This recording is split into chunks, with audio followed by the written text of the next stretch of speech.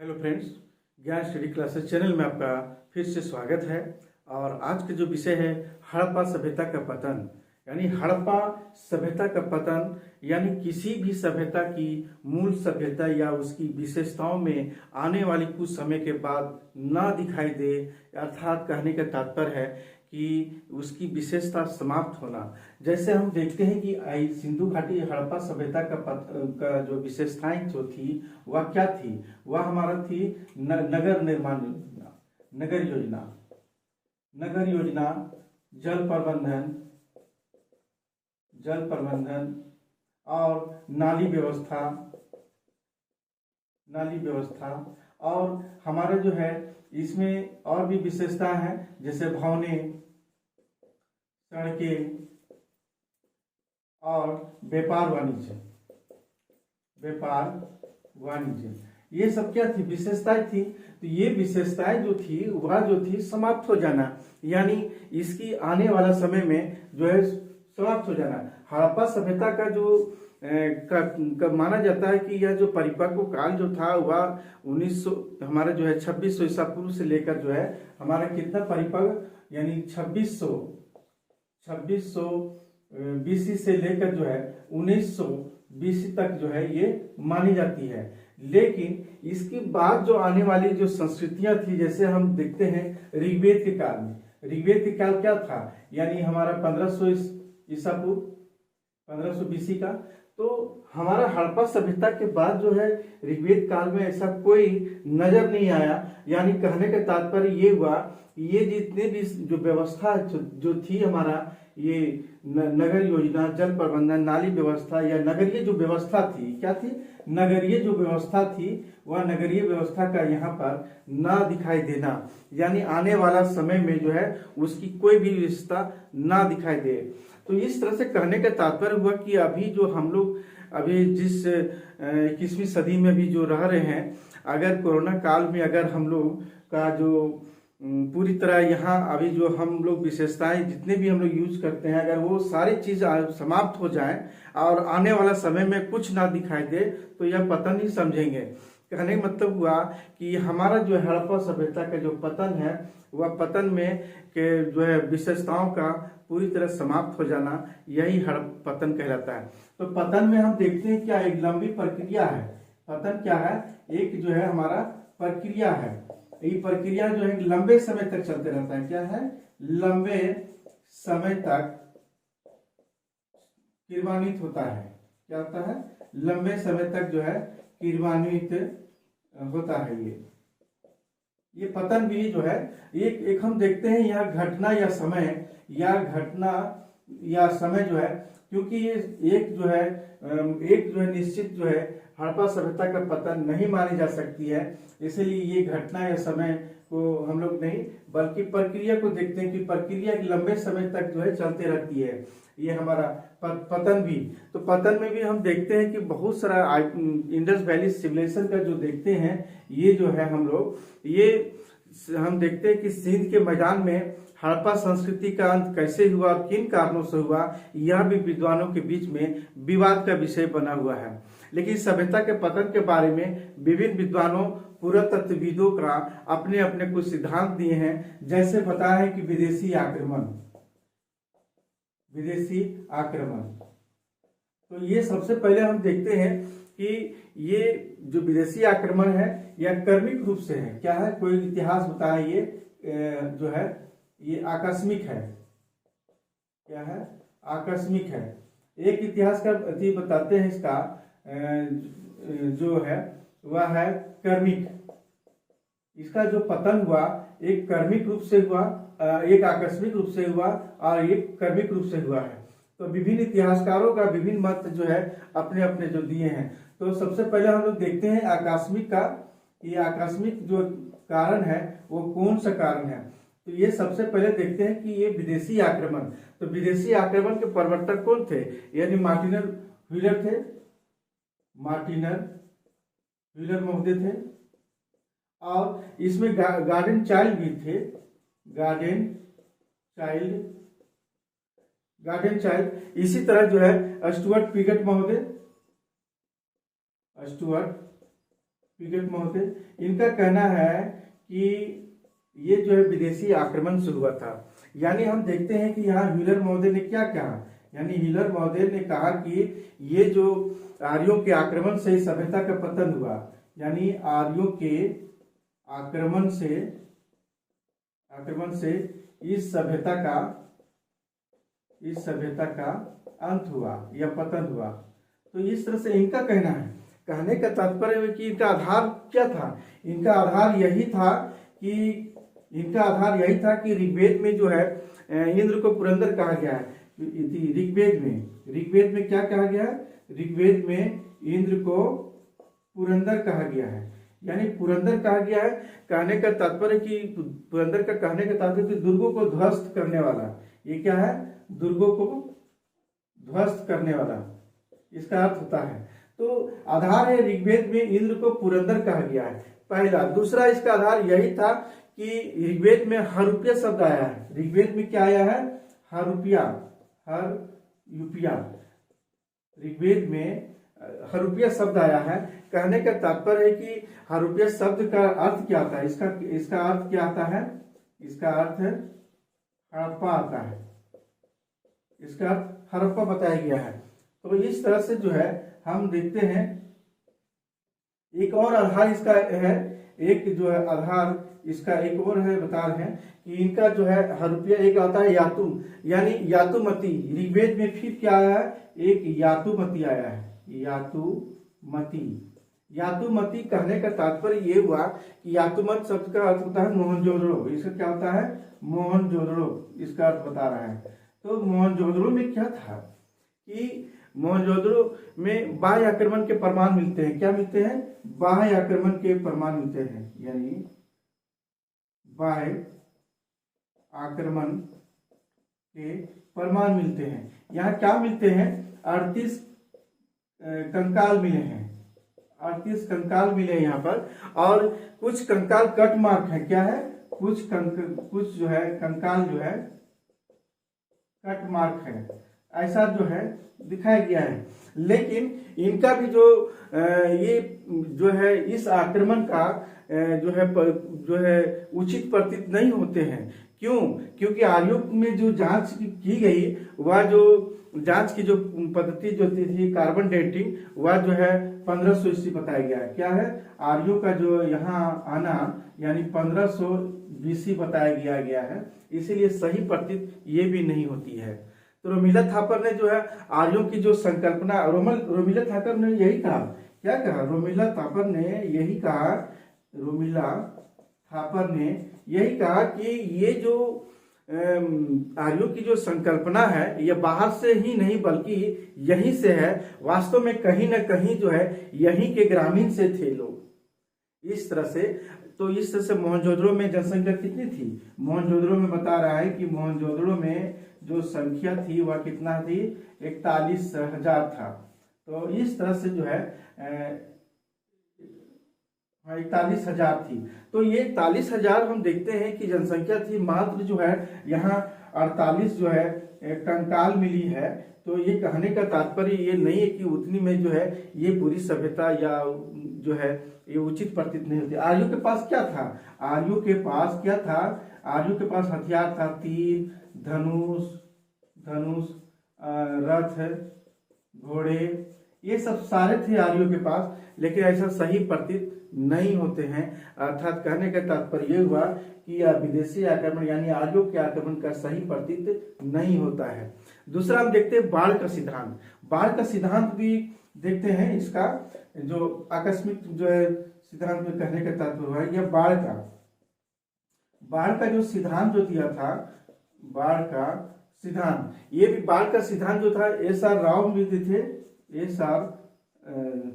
राव और हमारा जॉन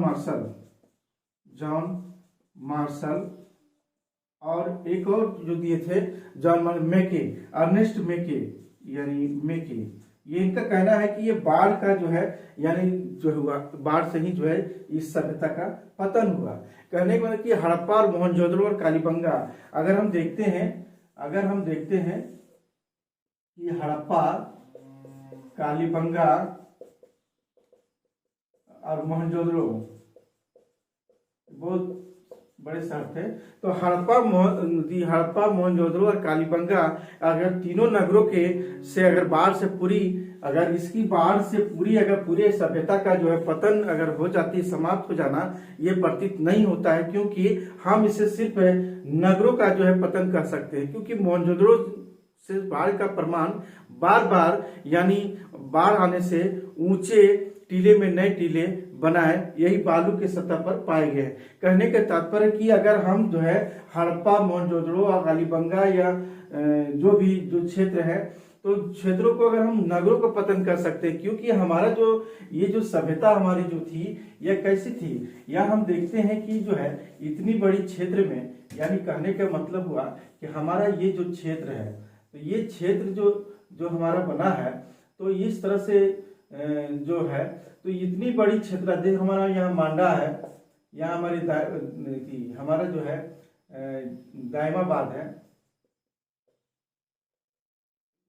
दायमाबाद है, और यह हमारा आलमगीरपुर है, इधर हमारा यूपी का साइड है, इधर हमारा जो है पाक ईरान की सीमा पर है। क्या है? पाक ईरान की सीमा है, यानी पाक ईरान की सीमा इधर है, हमारा इधर अफगानिस्तान है, यानी इतनी बड़ी जो है नगरों का पतन एक साथ होना यह सही प्रतीत नहीं होता है, सिर्फ इसको हम नगरों का पतन ही कर सकते हैं। तो इस तरह से है। अगला हम देखते हैं कि रासायनिक एवं भौतिक प्रक्रिया क्या है। अगला हम देखते हैं रासायनिक एवं भौतिक प्रक्रिया। रासायनिक एक भौतिक प्रक्रिया, ये भी जो है हमारा जो है इनका जो है एम मैत्रेदेव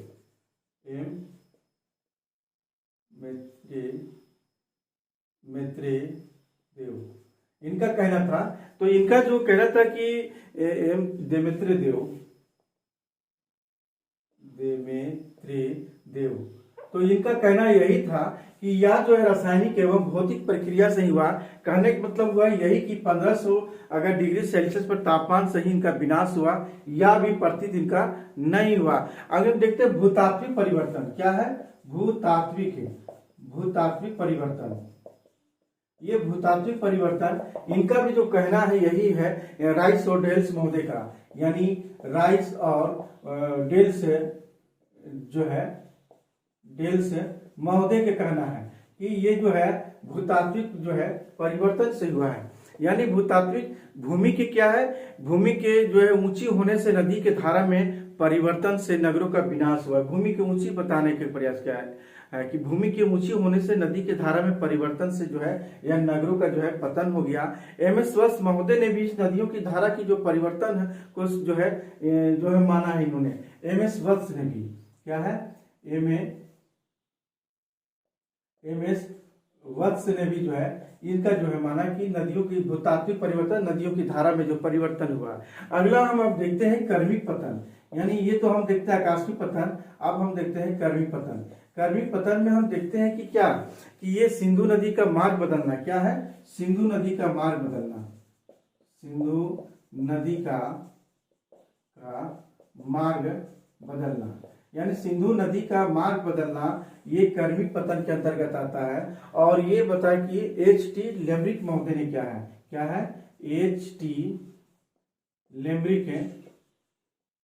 लेम्ब्रिक महोदय का जो है ये प्रतिपादक है, प्रवर्तक है। इनका यही कहना है कि सिंधु नदी का मार्ग बदलने से यह पतन हुआ। इनका कहना है कि हड़प्पा में जो गाद मिली है, उनका कारण क्या है, उनकी जो गाद मिली यहाँ पर हड़प्पा में यहाँ जो मिली है उसका कारण है क्या है, हवा है। और जिसके साथ रेत और जो है गाद आई, इसके साथ क्या हुआ, रेत और गाद आई, रेत के साथ साथ क्या हुआ, यहाँ गाद जमा हो गई, क्या हो गया, यहाँ गाद जमा हो गई। तो इस तरह से हम देखते हैं कि जैसे ही गाद जमा हो गई तो रेतीली बाढ़ों के कारण नहीं, कहना क्या मतलब कि रेतीली जो रेतीली बाढ़ों के कारण नहीं है ना, रेतीली बाढ़ों के कारण नहीं आई है। यह स्पष्ट किया जा सकता है कि मोहनजोदड़ो को जो है मोहनजोदड़ो छोड़कर चले गए होंगे, इसका पतन स्पष्ट नहीं किया जा सकता है। यानी इसका भी जो है यह स्पष्ट नहीं किया जा सकता है। तो इस तरह से देखते हैं। दूसरा हम देखते हैं शुष्कता। क्या है? शुष्कता और घग्गर नदी का सूख जाना, यानी घग्गर नदी का सूख जाना। ये देखते हैं, पहला देखते हैं, इसका दूसरा देखते हैं। शुष्कता और घग्गर नदी का सूख जाना, इनका प्रवर्तक था यानी डीपी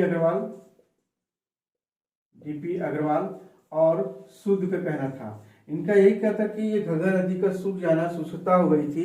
कहने का तात्पर्य है कि इस समय जो है लगभग जो है इस समय 2000 ईसा पूर्व में क्या था, 2000 ईसा पूर्व में क्या था, यहाँ पर शुष्कता की अवधि थी। क्या थी? शुष्कता की अवधि थी, समय था यहाँ पर। और यहाँ पर क्या हुआ कि ऐसी स्थिति अर्ध शुष्क क्षेत्र जैसे हड़प्पा ही था जो सबसे प्रतिकूल प्रभाव इस पर पड़ा होगा। जैसे कृषि का ह्रास हुआ होगा, जैसे हमारा यहाँ प्रतिकूल प्रभाव जैसे ही पड़ा हुआ होगा इस शुष्क क्षेत्रों में, तो कृषि का भी ह्रास हुआ होगा।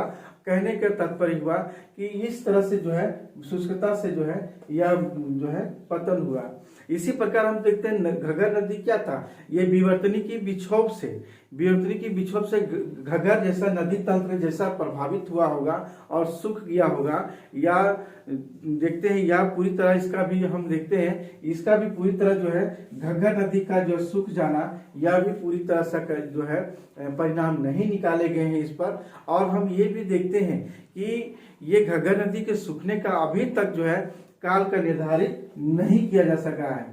तो इस तरह से हम देखते हैं घग्गर नदी का सूख जाना, इसका भी जो है अभी तक कोई काल निर्धारित नहीं हो सका है इसके भी। अगला हम देखते हैं पारिस्थितिक संतुलन। क्या है? पारिस्थितिकी संतुलन। ये पारिस्थितिकी असंतुलन, पारिस्थितिकी असंतुलन। तो पारिस्थितिकी असंतुलन में क्या है, इनका भी जो कहना था, ये इनका जो प्रवर्तक है या फेयर सर्विस महोदय, इनका क्या कहना है? इनका ये कहना है कि ये जो इसका कथन यही है कि नगरों की जिस आबादी जिस अनुपात में बढ़ रही थी उतना उपज यहाँ पर नहीं हो रही थी, जिसके कारण खाद्यान्न की समस्या उत्पन्न हो रही थी। इसलिए संभवतः जो है यहाँ के निवासी आने वाली बार बार की बाढ़ से क्या हुआ, त्रस्त होकर कहीं पलायन कर गए होंगे। यही परिकल्पना या मान्य नहीं है, क्योंकि अगर सिंधु नदी के रास्ते में अगर अवरोध आ गया होगा तो वहां बाढ़ से क्या होता, टूट सकता था, तो वहां पर टूट सकता था। लेकिन हड़प्पा सभ्यता के अन्य नगर जो है, जो सिंधु नदी से घाटी से जो दूर थे, उनके विनाश का सही कारण नहीं लगता है।